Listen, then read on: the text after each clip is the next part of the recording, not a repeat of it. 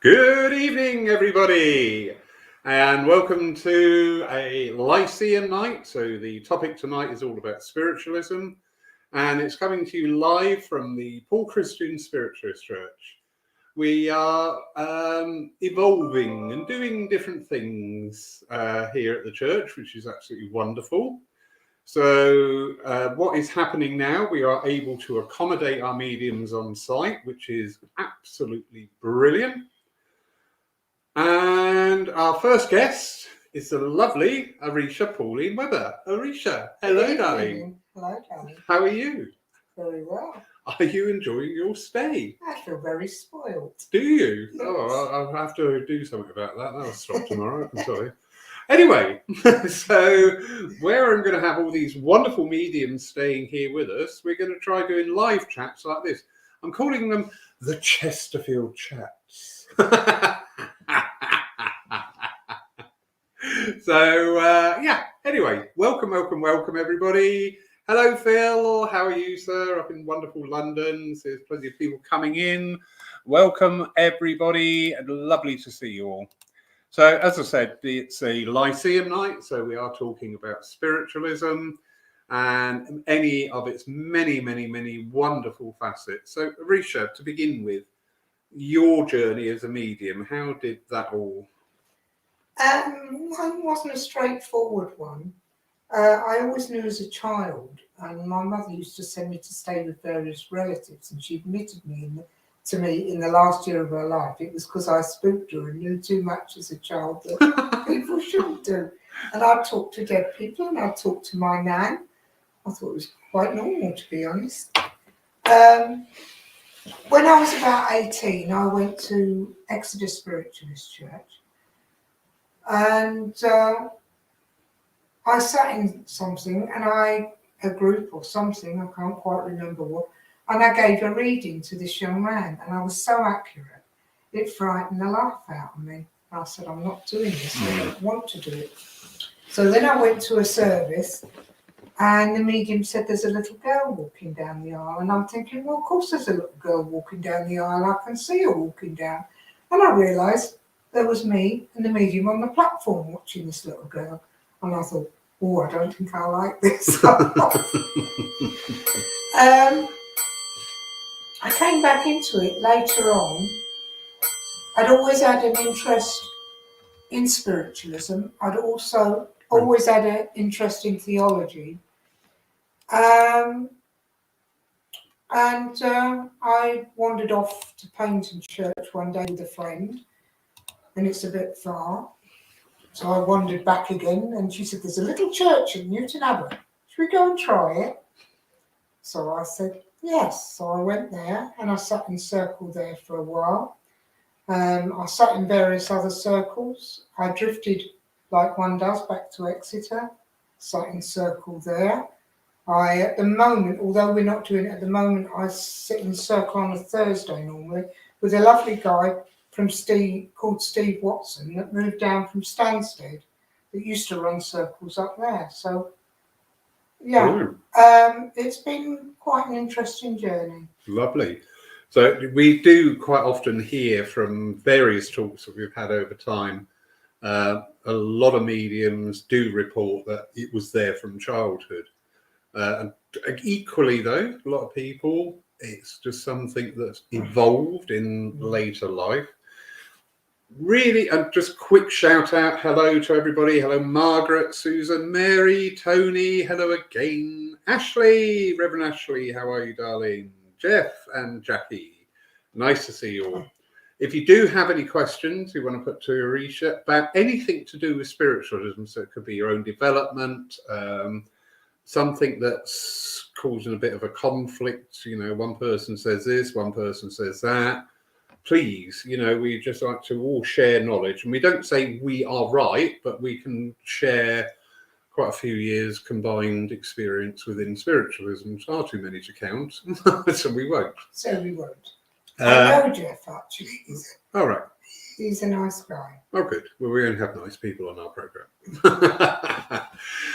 Something really interesting you said earlier on about the number of churches and centres in the Torbay area. Yes. So what was the total figure we came up with? 10. 10. That is really something. I remember many years ago, there was suddenly this groundswell movement of mediums and various spiritual practitioners moving down to the southwest. I do remember that because at that time, Mum and Dad were running the church, and Mum commented saying, I don't know what's going on. I won't use all Mum's language, but it was quite colourful. She said, I don't know what's going on. She said, everyone's moving down to Cornwall and Devon. And I do remember that. So obviously that movement just sort of set that seed in place for all these places to open up. Yeah. I mean, I was saying earlier, although I live in Exeter, I am connected more with Newton Abbot Church now. Basically, in Torbay, virtually every night of the week, there's something spiritual. Sometimes, and there's some things in the afternoons as well. And Exeter's the same; they do something one afternoon a week. So virtually every day of the week, there's somewhere that you can go. I mean, our transport links are not very good, but most places you can get to by bus and things. And there's always something going on. There's about four or five church services on a Sunday. A couple of one in the morning, the rest in the evening. But there's always somewhere to go to be with like-minded people. Brilliant. And does that sort of volume of events, is that seasonal? Because obviously very big tourist area. Or is this a year-round? It's a year-round thing. Yeah. Yeah, we do get seasonal people. Yeah. And we're very lucky because people like to come to the West Country. So we very often get visiting mediums that are down on holiday. All right. And they contact us and say, look, I'm staying in Dawlish or Teignmouth or Torquay on such and such a month. And, you know, given which I have this year for Newton Abbot, got mediums coming down in June from London. I think one comes from Buckinghamshire, but they're actually down on their holidays. So they serve the church while they're local. Brilliant. That's so interesting because we get an awful lot of people watching our broadcast from Paul who come from the Scandinavian countries, Denmark, Sweden, etc. And I mean, it was always a big culture shock when we started doing these live talks and everything to learn that a lot of these countries don't have any spiritualist churches or centres. One of the big reasons spiritualism as a religion isn't recognised in many of these countries. So therefore, if it's not a recognised religion, ergo you cannot have a church. I know the lovely Jack Eckhart, head of the Danish Spiritual Association, has been working really, really hard, and he's just on the verge of it being actually coming into being. Yeah. Where in Denmark, spiritualism will be a recognised religion, therefore you can have spiritualist churches there. So, we are... We're very lucky. I've got some friends from Germany and they are in the same position. Yeah. It's acceptable to work there as a homeopath, but a spiritualist is not really acceptable. We're really, really lucky, and we should celebrate the freedom that we've got to be able to follow this way of life. Yeah. And to follow spiritualism in our own ways. And value it. And value it. As well. You know, it's not a hunting ground for the entitled. You know, if you're running a church or a centre, you open your doors to everybody. Yes. And you always try and reach for the highest and the best. And you try to keep back as much as you receive as well. I know you mentioned Germany there. One of our wonderful speakers was talking about, went to a demonstration of mediumship and sent a photo, and it's a magnificent castle type building in the middle of nowhere. And I went, wow, what a venue. Is that like the Spiritualist Centre? He said, no, when we do these things, because it's not allowed, Mm-hmm. we have to go out somewhere quite remote and isolated To be able to do our work. And I was like, oh my God, you know. Yeah. And I mean, now, I was a bit shy, like a lot of people in my early days. But now, if somebody says shy, yeah. You too. Yes. Now, if somebody asks me, and I say I'm a spiritualist, it's on my medical records for the hospital and everything else. But I remember when I was younger and I put it down on my hospital records, and I had a lady in the opposite bed that was being discharged that turned up at visiting time every day for the next 7 days with prayer books and Bibles to save me from this terrible thing. And I couldn't get out of bed at the time. But yeah, it's lovely just to be able to say, yes, this is what I am, this is what I do.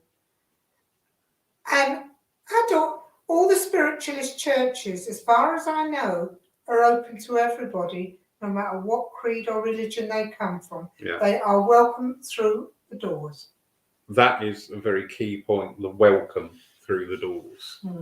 As a working medium, and I'm sure you've probably experienced similar, you go to some places and it's absolutely wonderful, it's like a homecoming, and then you go to other places and you think, I don't want to come back here. Yeah. Yes.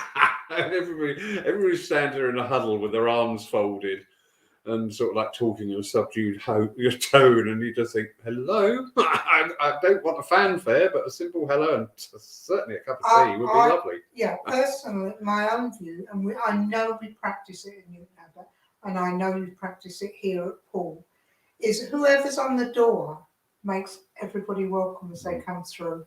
Everybody that comes through our doors is acknowledged, everybody is made welcome, and that's as it should be. I mean, if you're going to a spiritualist church or anywhere for the first time, you're apprehensive, you're nervous, and if somebody gives you a nice welcome, even a cup of tea, but just a welcome and a smile, it makes a world of difference to whether you want to be there or not. It does.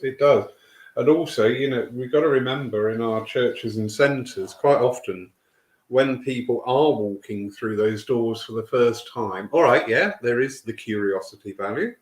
We do get people curious about it, and especially now since the COVID era, because our own sense of mortality has been challenged. Yes. And it's made people go, well, actually, what is this life all about?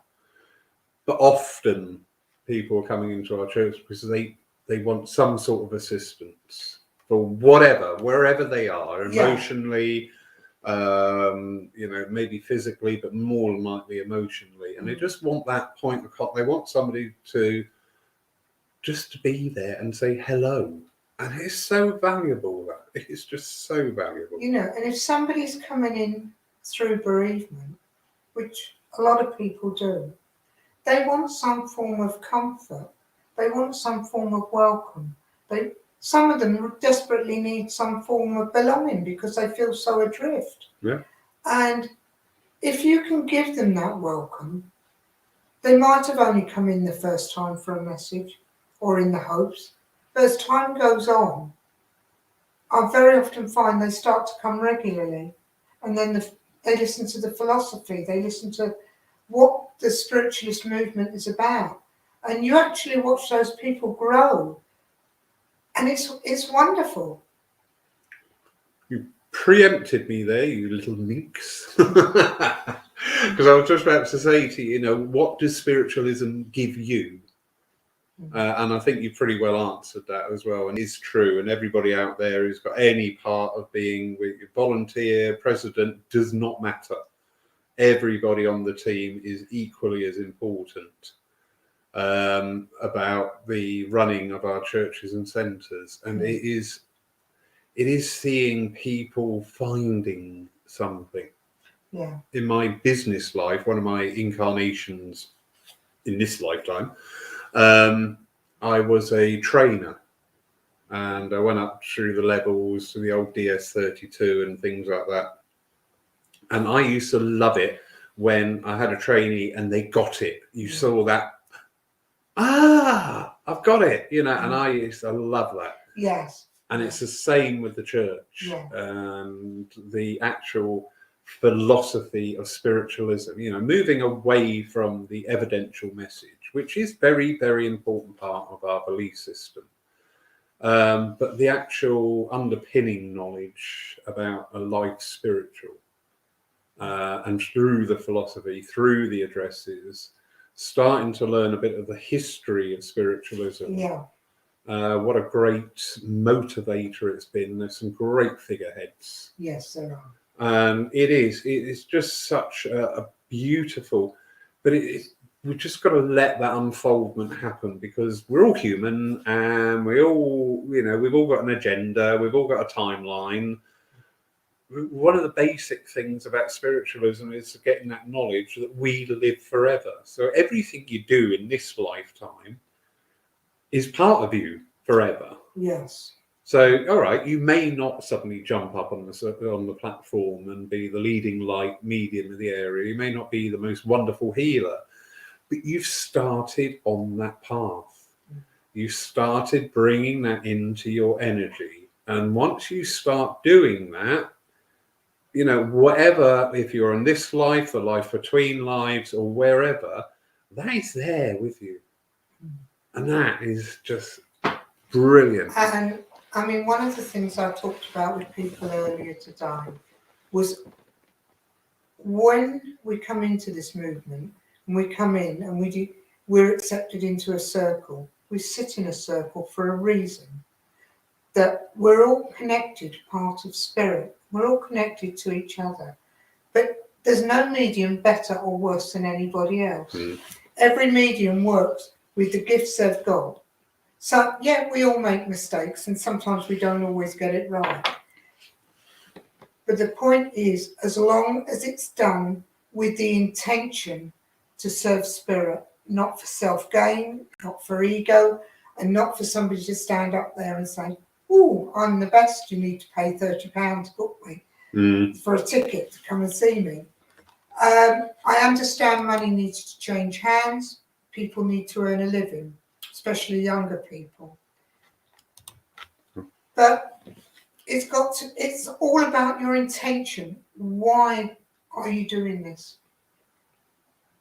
Yep. And it was always, when I started off on my development path, and it was always this phrase about being of service. Yeah. And again, when you first come into anything new, you can hear words, and the trouble is sometimes words, their energies get a little bit misconstrued. Yes. And most certainly before pre-COVID, one of the big issues of the world, anybody who was in service, any of the service industries, were all immediately bunched into being servile.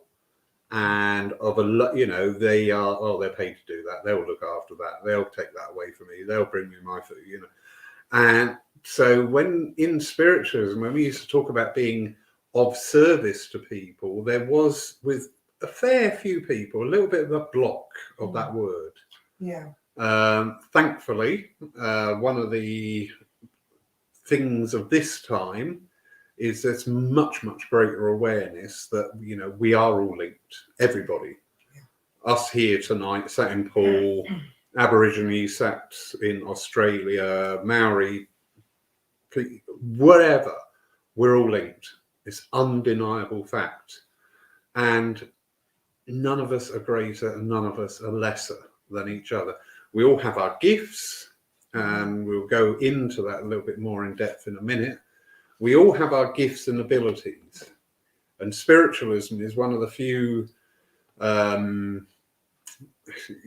is a recognized religion, but it's a way of life, or it's a philosophy, or it's an understanding. Whatever your mindset takes to, that's absolutely fine. That actually encourages this. You know, we don't tell people, you must do this, you must do that, you mustn't do this.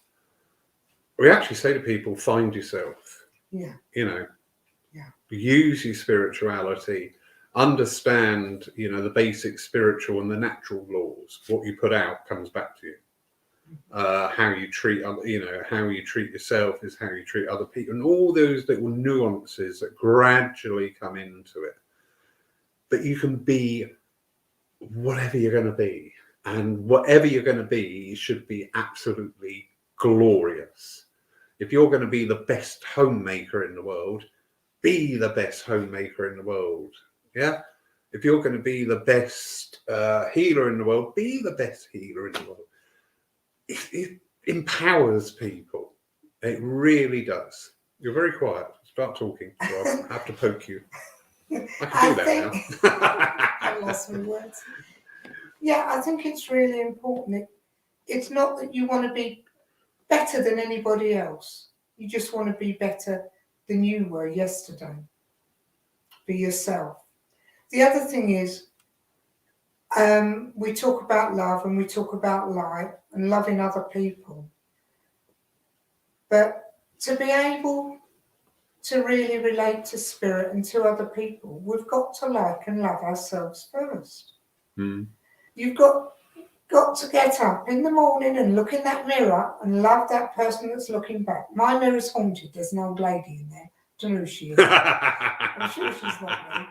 But I've got a 21-year-old in my mirror, looks back at me every you've got a morning. magic mirror. But you need self-love is equally important. Self-time is important. Taking time out for yourself. We say we take time out, but we don't really. We sit down for half an hour and then our mind's thinking, oh, I've got to do this for that person. I've got to do this for that place. Or I've got to do the dishes. I've got to phone somebody. So you're not really taking time out for yourself, even though you're sitting. We all need that time, even if it's only 10 minutes a day, or even 5 minutes of quality time for yourself, of just sitting and being you and being there for yourself. Gives you the energy and the power then to help everybody else around you. Yeah, very true. Very true. Just looking down the list of names in the room tonight. So hello and welcome everybody. I noticed there are a couple of mediums in the room tonight. There's a couple of healers in the room tonight that I am aware of. However, the majority of people, to my knowledge, are not, how do I put this? We do have this thing in spiritualism, oh, they're a medium, oh, they're a healer. And it just seems to be stuck in those two categories. If you're going to be a medium or you're going to be a healer, but there's the multitude of people are not in those categories of going to be an evidential medium or going to be a healer, but they are equally, if not more so, important and need that nurturing and that encouragement to understand a little bit more about the world outside that door tonight. Yeah, and I think a lot of people come in and a lot of people sit in circle and don't move forward in some people's eyes, but what they're doing is self-development, and that should never ever be looked down on. Self-development is the most important thing we can do for ourselves, and if that is what is right for that person, that they come into a circle and it's just about their own development and their own growth, that should be encouraged as well. Definitely. Because there's many people out there. We've got a hospice in Poole, beautiful place. And my father's last days was the time when I had involvement with this hospice. The guy that ran it, do you know what? He was the best medium in the world. Now, when I say medium, I do not mean he was sat there giving messages and evidence. He just spoke to people coming in at that awful, awful, awful time. Not only the person that was going through the transition, but more importantly, the family. And speaking to him, and after 2 or 3 minutes, you were perfectly at peace. You understood the process. You understood the potential outcomes. Mm-hmm. You understood that if there was anything at all you needed, he would be there and answer it, or one of the colleagues would be there. And I thought, do you know what? This is beautiful. You know, I would give up, you know, if I were, you know, the number one medium in the world. I'm only number 2 at the moment. All right, so forgive me. Anyway, I'm joking. If I were the number one medium in the world of going out and doing centres and big stages and all that, I would give that up in an instant to do the mediumship that this guy gets. Yeah, and I do think, yeah, a lot of people do come in, and they do come in for messages initially, and that is what they come for.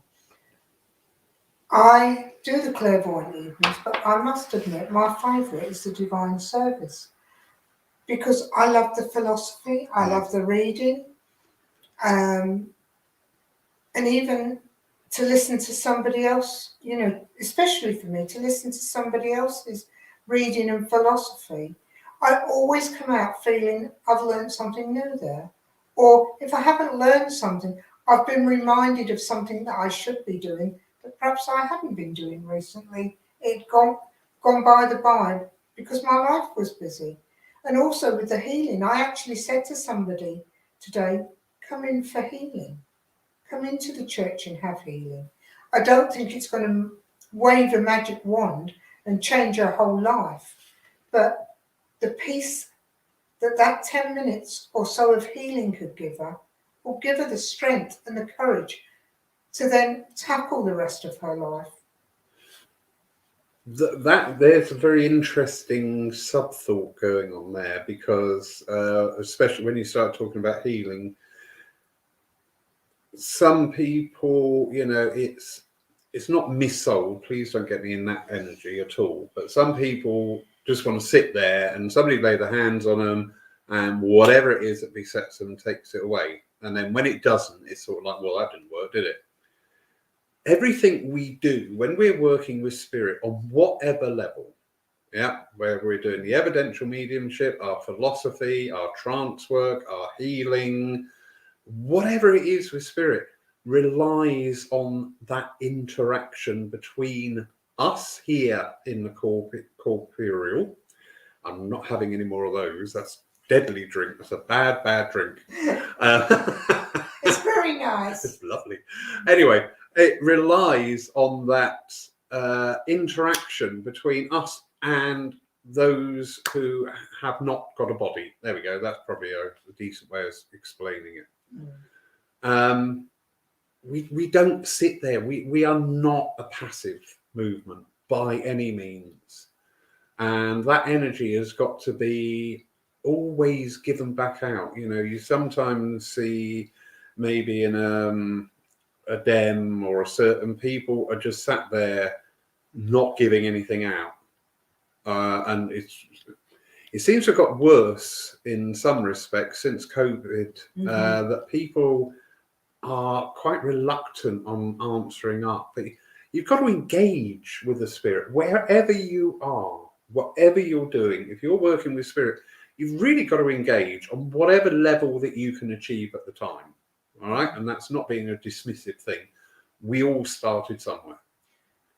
And being open to that and going, okay, I'm going to have healing. I'm going to sit here. I'm going to try and clear my mind. And I'm going to try and benefit from this. Yeah. And the cumulative effect. The same with the philosophy. You know, once you start developing your own philosophy, you can sit there yourself and be your own medium with spirit and just say, what do you think of that?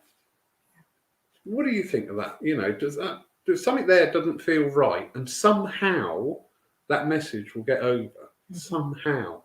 When you see trance media, I do take my hat off to trance mediums. We've got some beautiful trance mediums in this area. And you hear the words of spirit, and you never hear the same words. No. There's always a slight difference of opinion on a subject, but it's never put over as what has come into our culture at this time of I'm right and you're wrong. I have never heard a spirit say that. No. And I think the wonderful thing about our movement is the fact that we allow for people to have freedom of choice. We accept that people have got free will and people can change things. They, you know, we can give a reading and spirit can give advice, as human beings, we've got the right not to follow that advice and to change the direction we go in if we so wish. Very true. But it is all about engagement, and it's all about engagement on so many levels. I try here at Paul to get the congregation to interact. You know, just in the pre-service amble, I would say, listen, you're not here to watch us on the platform. You are here creating this service. You are the service today. Your energy is making this a unique meeting of the two worlds.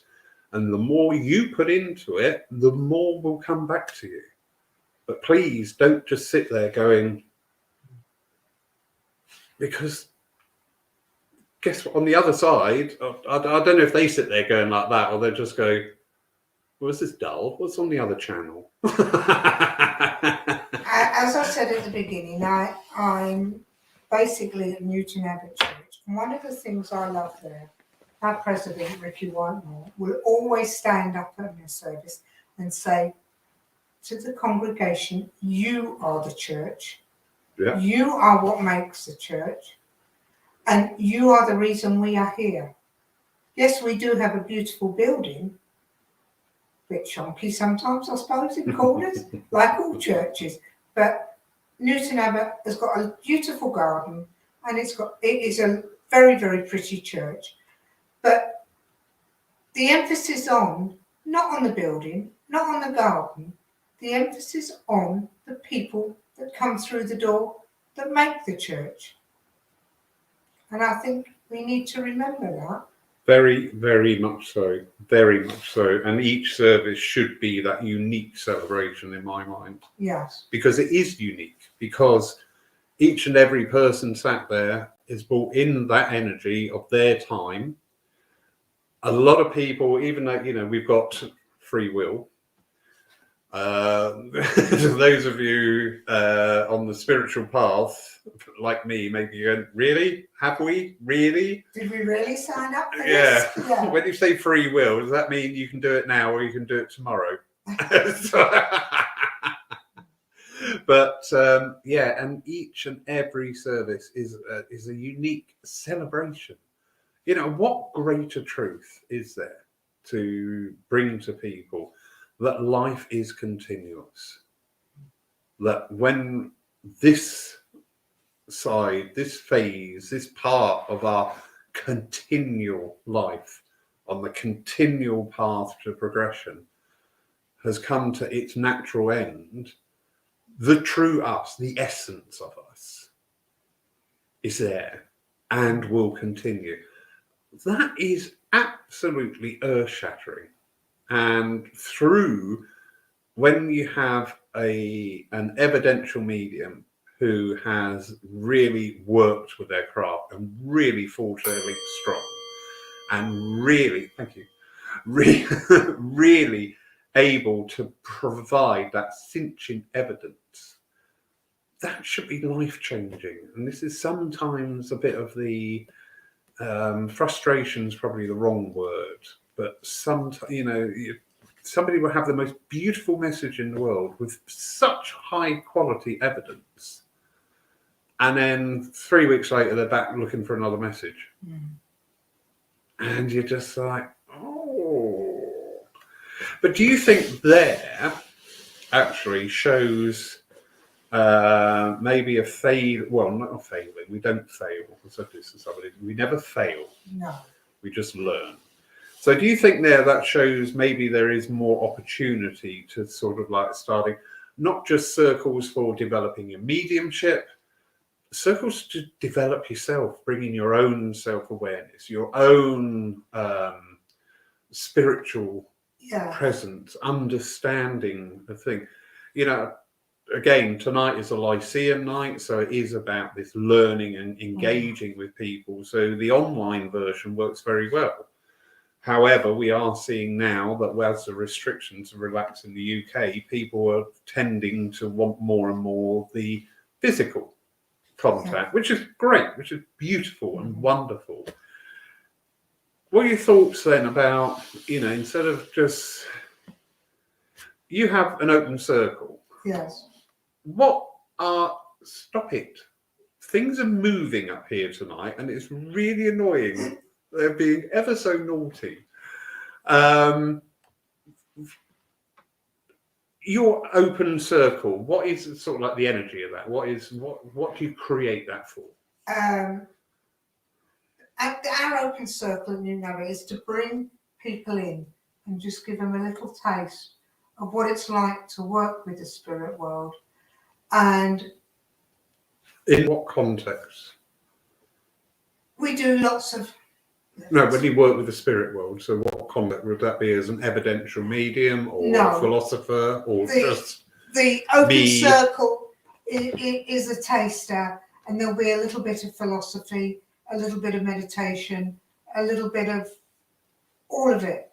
Okay, yeah. Whereas my closed circle, they are working towards their mediumship. Yeah. And a lot of my closed circle, and a lot of it is geared to people that want to go on to become mediums.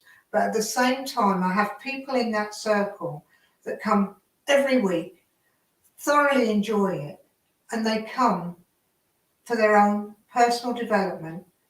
Brilliant. I know they're not going to go on to be mediums, but it's their own personal development and their enjoyment and their love of spirit. We also have, on a different night, we have what we call a meditation circle, where people go solely for the meditation and for their own development. And it's very calm, it's peaceful, and it's quiet. And that, again, for some people, it gives them time out. If we have really busy lives now, and like I said, we don't take time for ourselves. But when you come into that circle and that door's locked, that time in that circle is solely your time with spirit. It's nothing to do with the goings on of the day, what's going on with the kids or the husband, or whether you forgot to get a loaf of bread in whatever supermarket. That time is solely and totally your time with spirit. And that is so, so important that we do that. Because I think we forget that. The other thing I talked about today earlier on was, if you're going to a coffee with a friend, you make an appointment and you go. And you have that coffee, and it's by mutual arrangement. Well, if you've turned around and put out the thought that you're going to go to a spiritualist church and your relatives turn up, there's no point sitting there with your arms folded with a face that looks... Your relatives have turned up because, in effect, you've made an appointment with them, and you've made an appointment with spirit. And I always believe as well, one of the things I always stress when I'm teaching, you say please and thank you as you would to anybody else. You invite the spirit world in to work with you.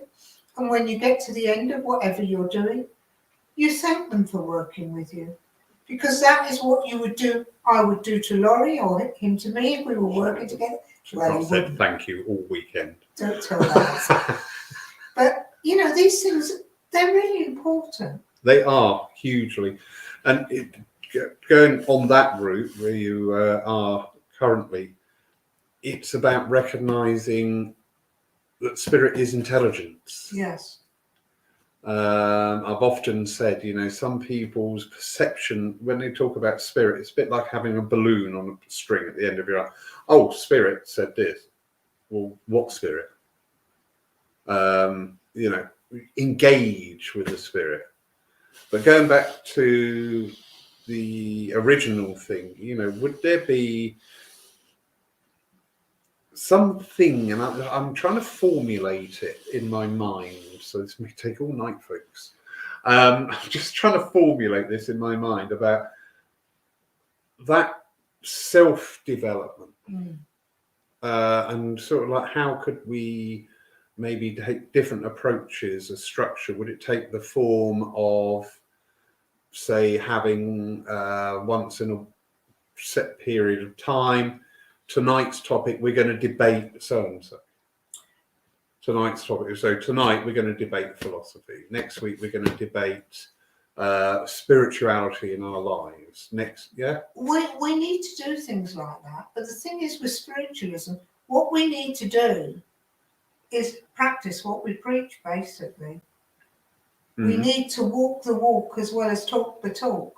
Oh, And are I you think- saying that? And I think, in all fairness, most of the people I come into contact with really try to do that. But it's no good sitting there and saying, well, I'm a spiritualist, but, I'm going to bash that person out the way with my trolley. We all make mistakes, and it is hard. And if somebody's bashed me with my trolley, I don't always achieve it, but I try to think maybe they've got something going on in their lives I don't know nothing about, and they just didn't see me. Yeah, it's not always easy, but we need to be more open. Although it's more open now, we still need to be more open about it, to talk about it. I'm not saying we should go around knocking on doors. I don't advocate that. I don't like anybody knocking on my door. Well, I don't know. You turn up. Yeah. I apologise now, people. Knock on the door and you open it and go, the person on the other side, hello, I've got your mother here. Maybe that's not the right approach. That is definitely not the right approach. But we do need to be more open about it. I'm not having any more of those. No. And perhaps in a way we ought to take the mystery out of it a little bit. That's a good point. One of the things That is a good point. Spiritualism is very, very easy to follow. There's nothing difficult about it. But when you start putting in, yes, we've got to have rules. We as human beings, we need rules. We'd all like to live in peace and harmony, but some of us not very good at it sometimes. I think a lot of people get bored with it, quite frankly. It's just general energy I pick up on. I've lost my words now. I completely lost my words. They've gone. Oh, I'm sorry. Where are they?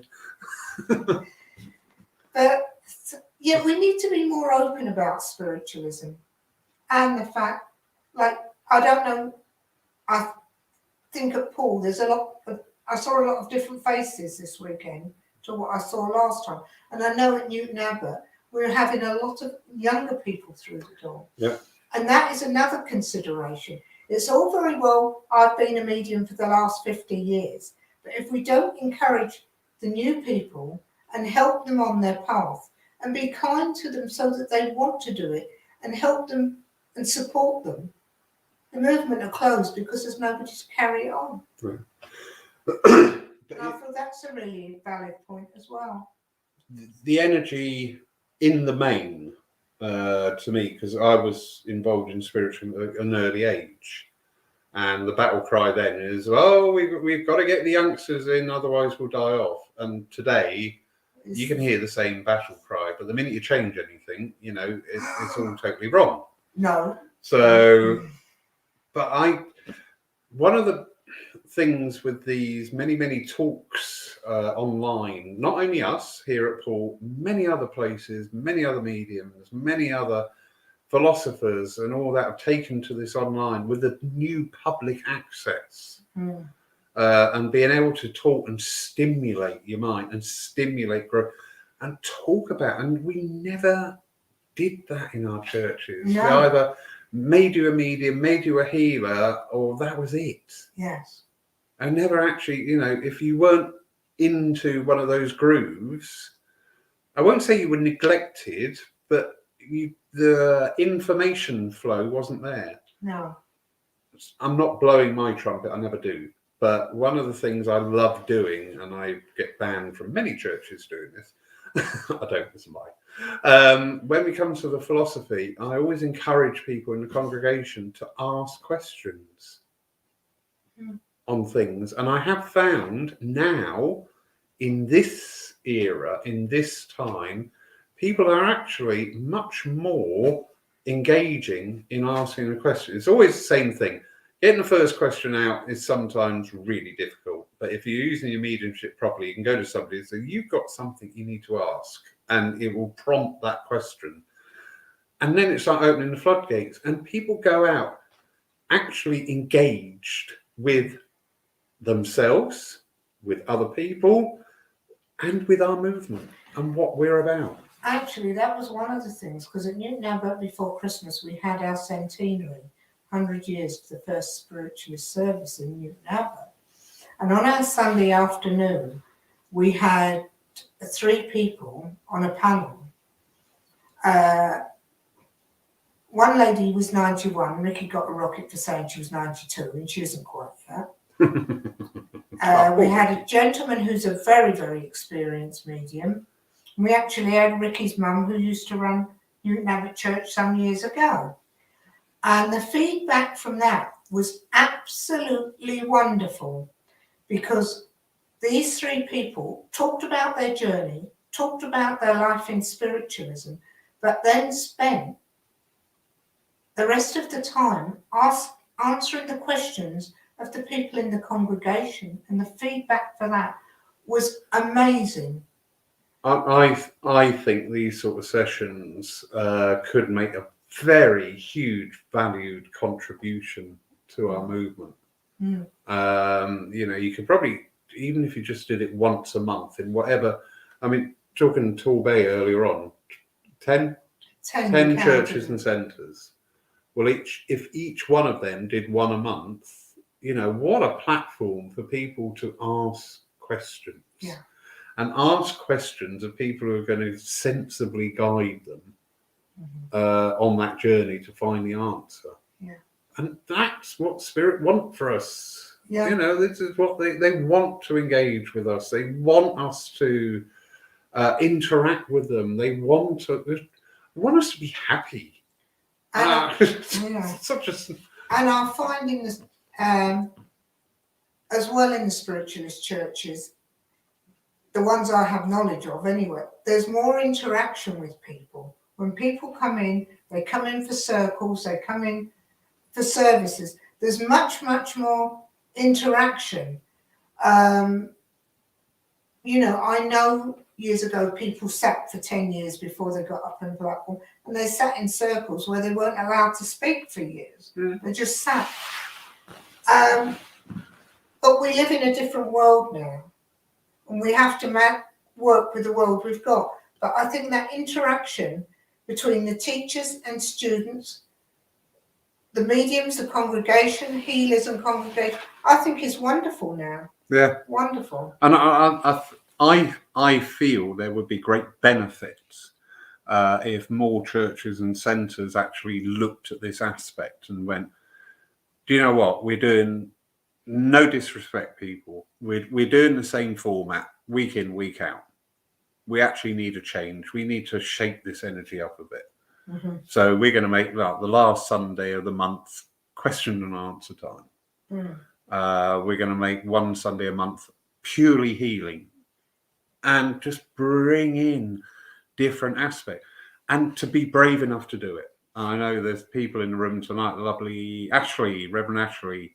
I've got the privilege of going down to her church in the next couple of weeks. In fact, a week tomorrow, I'm down there and leading the healing service.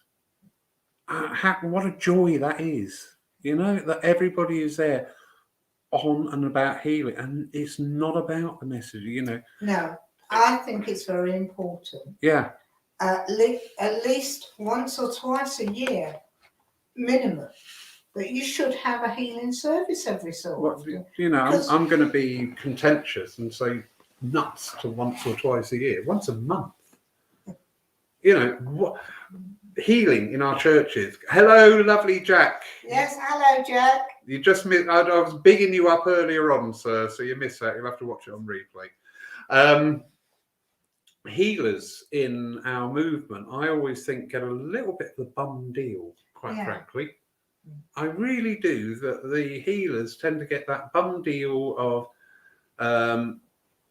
if we look at it from a financial point of view, because we all live by finances, all right? Yeah. I do understand the energies of you shouldn't pay for this and you should do that for free. I get that. That's fine.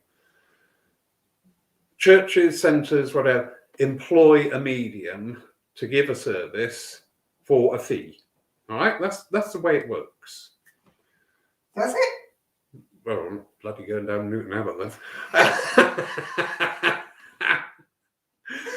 However, when it comes to the healers have to pay for their course and pay for their insurance in order to go to the church and practice their mediumship. And I always think, hang on a minute, that's a bit unbalanced. Yeah. You know, And let's yeah. face it, healing is a very pure form of mediumship. When you get, I'm going to big up Paul Church here because I am just so proud of our healing team. They make me want to cry, and in a good way. They are awesome. They are, and there's such a wide range of people. And we've got our healing development night on this Monday, and I know it's just going to be magnificent because it is that energy, that devotion to just giving.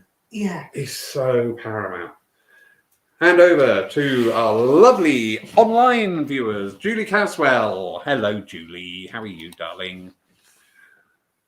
I would love to be in a circle with different subjects. Our friendship club at Wimbledon is along that line. We try to cover different subjects. Yes, I've been a guest on your friendship club, and it is good. And as I say, this is one of the things, you know, none of us wanted to be in this era.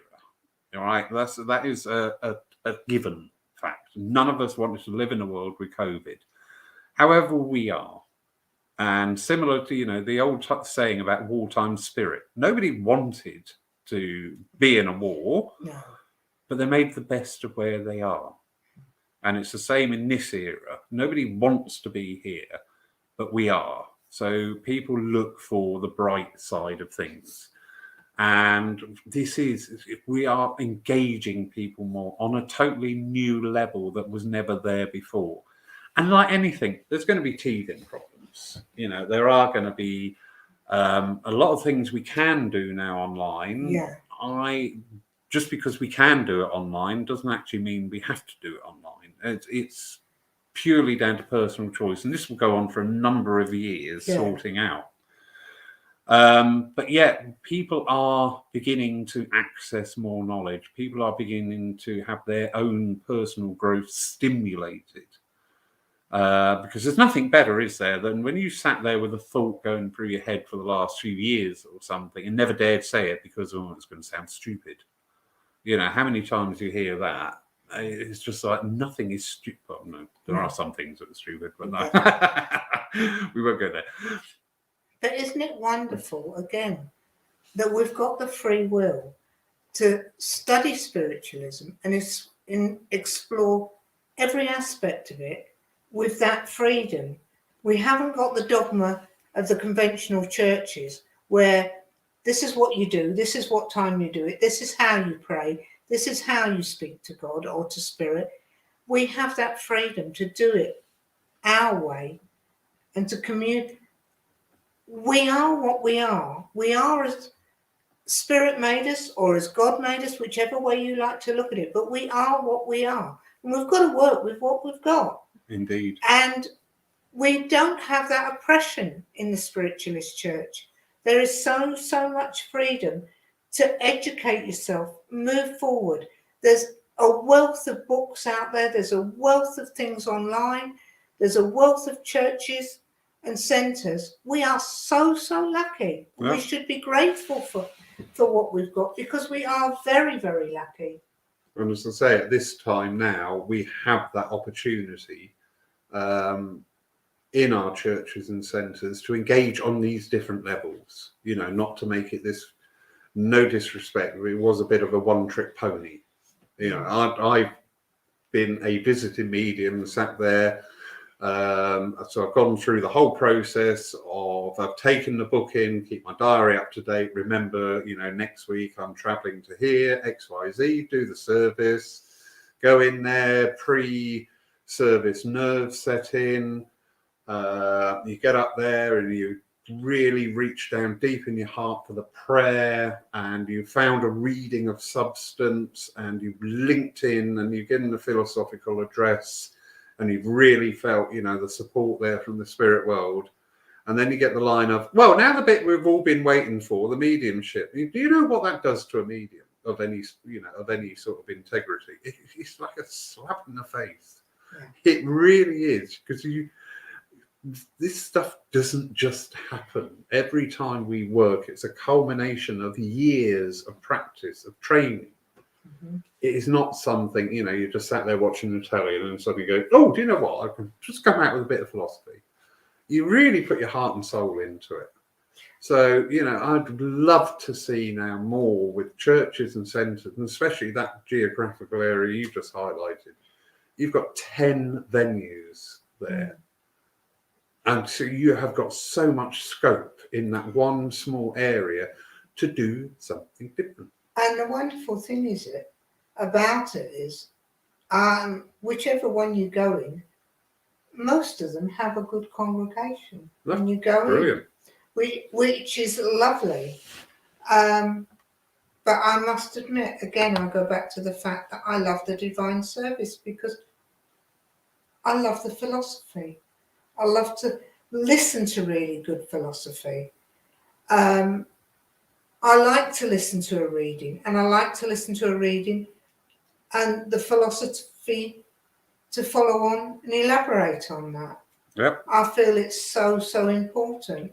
And generally, it's quite ironic because you sort out your reading at home, you ask Spirit for help with your philosophy, and sometimes you get to the church and whatever songs they're playing in the church, tying totally with your reading and your philosophy. Now, how clever is that? I love it. I love it when that happens. Yeah, and Spirit has got to have a hand in that. Very much so. We've got the lovely Jan Wallace. Just saying, she was 14 years old when we first went into a Spiritualist Church. She was one of those young people. Now I'm 60. Snap, Jan. Absolutely snap. Lovely Jack.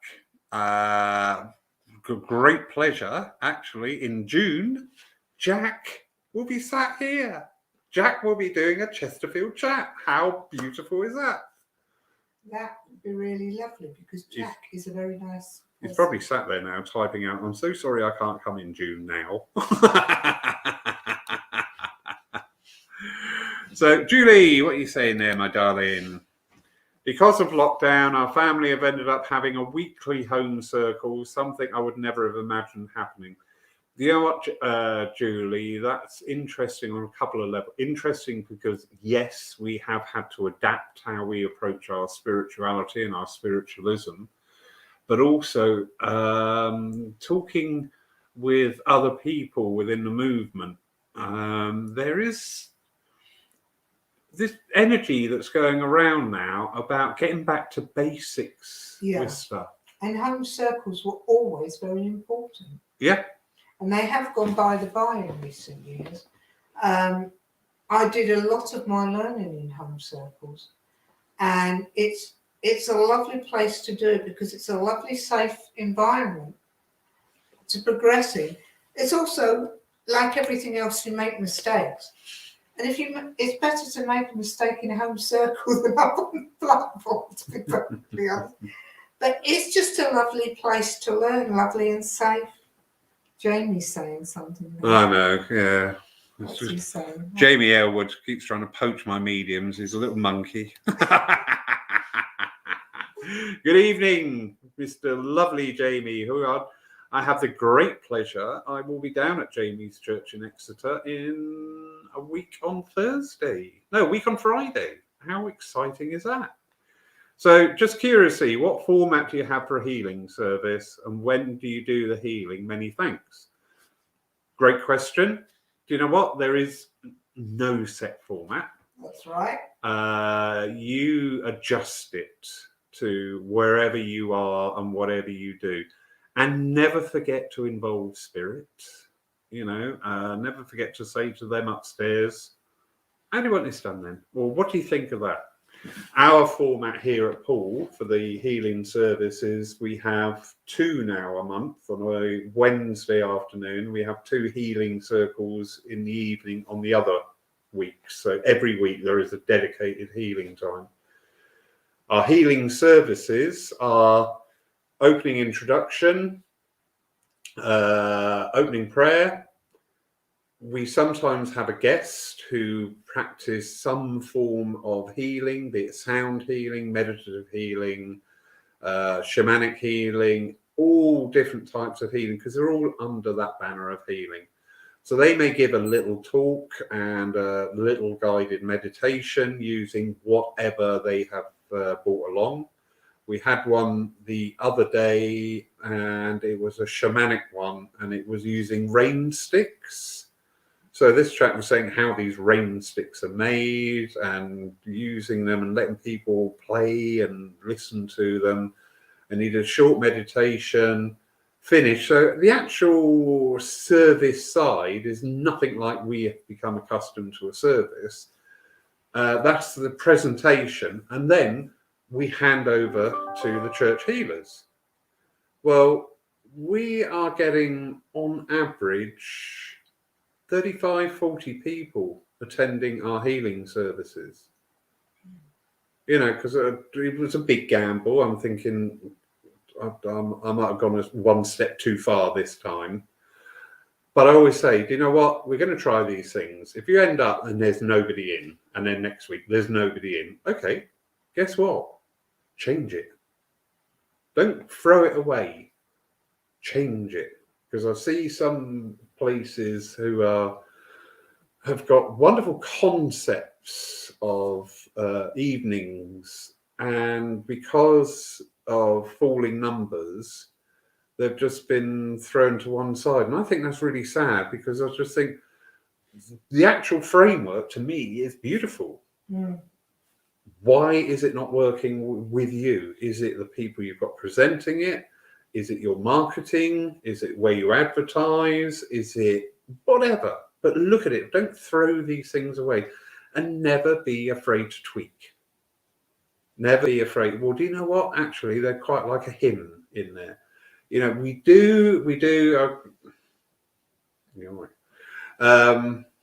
do sometimes maybe pay a little bit too much heed to the more vocal people within our churches. Yes, that's very true. And often you find that the very vocal people are probably about 5% of your main congregation, but they're the one, you know, squeaky wheel gets the grease. And I'm not being disrespectful, it does happen. Anybody involved in the running of a church or a centre, I'm 99% sure you will agree with me that, and we do tend to put too much focus on people who don't like things, or we don't get that balance. You know, if I've got the whole congregation going, we don't like this, well, okay, that's fine. The people have spoken. But if I've got 40 people in the church and 3 people say we don't like that, I'm not going to rush out and change everything. No. I will try and encourage these people along the journey with us and talk to them and give them that time and just say, listen, you can see how many people are coming in. You see how many people are benefit. You see the growth in the church itself, the more energy is coming in and everything. You know, why? What is your issue with that? But often, the vocal ones will outweigh the non-vocal, and that's sad. So, Jamie, whatever format you want, my friend, you are a very intelligent man, and I'm sure that you can put together a beautiful healing service. I'm sure he can. And use those healing mediums, somebody to talk. I took one the other week, and I was talking about spiritual healing, and then did questions and answers on that. And do you know what? Everybody went, I'm not blowing my trumpet. They all went out and said, that was really good, because it got rid of some of the myths of things. And we had a really, you know, one of the perennial questions about healing. Why is it frowned upon for a healer to give a message? And the discussion that arose from that. It's really good. But I would say to people, try these things, you know, and just embrace them, and don't be afraid to tweak and weigh up the response. You know, give the response equal measure either side, you know, and take it from there. They're your churches, they're your centres. And you're not there by accident. You are meant to be there. Yes. All right. So trust in that. You are meant to be there. You have the opportunity to do whatever you want to do. Embrace that. So, yeah. And it's lovely to speak to you, Jamie. And I'm so sorry I was rude on the phone to you earlier when you phoned Arysha. He didn't know He's she was. not sorry at all. No, not the slightest. Fiona Parry Dodd. Hi, Oh. Fiona. Yes, not perhaps, Jamie. We shall. All right, wonderful. Jamie, I'll bring you up for one of Laurie's family services sometime, provided we come in my car. Well, what's that then? No, let's not go there. Fiona, thank you, darling. Laurie, you are a change maker at Paul, and it's refreshing and magical to witness the healing benefits rippling out. Hello, lovely Arysha, loving the yellow flower on your dress. Oh, bless her. No, it's mustard. She was eating hot dogs. Messy. It's what Laurie's been Absolutely feeding me. awful. Well, at least he's fed me since we've been there. Yeah. Lovely meal last night. Adds to smart fries. It's got a lot to Absolutely Anyway, people, I hope that there's been some stimulating thoughts there. I hope, take away things, and we don't all have to agree. This is the beauty of our world, that we don't all have to agree. But what I would prefer is that we don't all have to jump on diatribe over debate. If we don't agree with something, debate it. Well, actually, I think, I feel this. And we should be grown up enough. Arysha, you think so and so. Yeah, well, to me, I feel like that. And even if you can't reach that balance, you've expressed yourself. You've allowed your energy forward. You've allowed your voice to be heard. But you haven't got anybody saying, well, no, actually, you're totally wrong, Arysha. That is an absolute load of horse. I've got a theory that the only person that says something wrong, it's like all the paths up the mountain lead to the top. And the only one that's wrong is the idiot running around the bottom telling everybody else which one they should be taking. Yeah, I like that one. Anyway, wonderful, wonderful, lovely people. Thank you so much. I hope you've enjoyed tonight's Chesterfield chat. I'm so looking forward. Oh, the lovely Paul Dodds there as well. Yeah. Oh, Kevin Watson, hello, sir. Antony, hello again. Yeah, it really is, that old, what was that advert? It's good to talk. Was that old BT advert? An old BT advert, yeah. But it is really good that we can talk and we can expand our consciousness and we can expand our understanding and we can, we're walking back into churches and centres with a shifted perspective of spiritualism. And I'm seeing this in churches and centres that it's like people are on different timelines at the moment. It causes a bit of confusion. But people are coming back in with a shifted perspective. And when the menu hasn't changed, there's a little bit of unease or not frustration, but there's a unsettlement. Unsettled because, the menu hasn't changed. And actually, I want something different now. Yeah. But maybe I don't know what I want. Then the wonderful thing to do is which we're trying to do over in Torbay, is for the churches and centres to pull together and work together. Hallelujah. And, it's a really nice feeling. Here's a little thought for everybody out there involved in churches and centres and different areas. Quickly, you could knock up a Google account, create a calendar, share it amongst all the churches in your local vicinity, and then you could put in your major events, if you're going to have somebody down or a big weekend or whatever. And everybody's got access to that calendar. You're not telling the other churches they can't do anything because I've booked that weekend. All we're doing is talking to the other churches and saying, hiya, we've got that on in this weekend. And the other church might go, oh, okay, yeah. Or classic example, an MBS, Mind, Body, Spirit. I've seen it in some areas where you've had a Mind, Body, Spirit, either two on the same day in the same area, or one week here, one next week there, and you're just not getting that balance. And also, you're you're frustrating your own energies, because these things don't just happen. There's a lot of organisation. There's quite often a lot of expenditure. A lot of work goes into it. If you're getting a big name medium down, that's going to be a big outlay of money. You know, so what is the point of... this is not a bloody contest. No. We're all supposed to be spiritualists. We should all be tolerant and working together for the love of spirit. Yeah. And work with each other. You know, if I saw that X up the road has got somebody Y coming down to do a big weekend there, I would look at my calendar and maybe adjust it, because I don't want to compete. No. There is no winners. When churches and centres compete with each other, there are no winners. You just end up with fractions that get smaller and smaller. That's all post, isn't it? Anyway, everybody,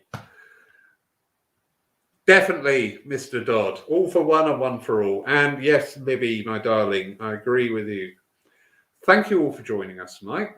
As I say, we look forward to more of these presentations in the future.